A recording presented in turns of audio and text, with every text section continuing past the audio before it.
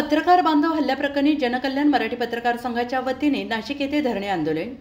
त्र्यंबकेश्वर येथे पत्रकारांवर झालेल्या भ्याड हल्ल्याच्या घटनेविरोधात जनकल्याण मराठी पत्रकार संघटनेतर्फे नाशिक येथील जिल्हाधिकारी कार्यालयात धरणे आंदोलन केले गेले.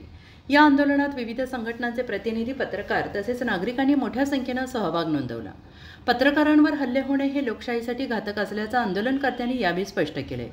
पत्रकार हे समाजाचे डोळे कान आहेत आणि त्यांच्यावर होणारे हल्ले म्हणजे अभिव्यक्ती स्वातंत्र्यावर थेट घाला आहे, असं आंदोलनकर्त्यांनी सांगितलं आहे.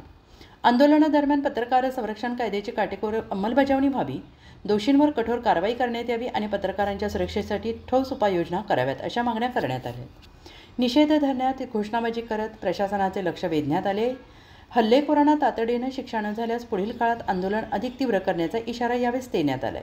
यावेळी संघटनेचे संस्थापक अध्यक्ष संतोष जाधव, राष्ट्रीय कार्याध्यक्ष रफिक सय्यद, राष्ट्रीय सल्लागार अनवर पठाण, राज्य उपाध्यक्ष सुधीर उमराळकर, महिला राज्य अध्यक्ष मनीषा पवार, पोलीस मित्र समितीचे राज्य अध्यक्ष आनंद दानी, उत्तर महाराष्ट्र अध्यक्ष प्रकाश बागुल, नाशिक जिल्हा कार्याध्यक्ष अखिल पटेल, नाशिक जिल्हा उपाध्यक्ष राजू शेख, नाशिक शहर अध्यक्ष सोहेब शेख, बागलाण तालुका अध्यक्ष सचिन सोनवणे, किशोर म्हस्ते, श्लोक भामरे, अखिल पटेल, जुबेर हाशमी, गोरख लोणारी, वसीम पठाण, सद्दाम सय्यद, खलील शाह, तरबेज शेख, बाशिद कुरेशी, अरशद शेख, तेजश्री बडगुजर, कांचन लोखंडे, पांडुरंग बिरार, कुमार माळगावे, महेंद्र आहिरे, अविनाश आहिरे, प्रशांत मोरे यांच्यासह अनेक पत्रकार बांधव यावेळी उपस्थित होते.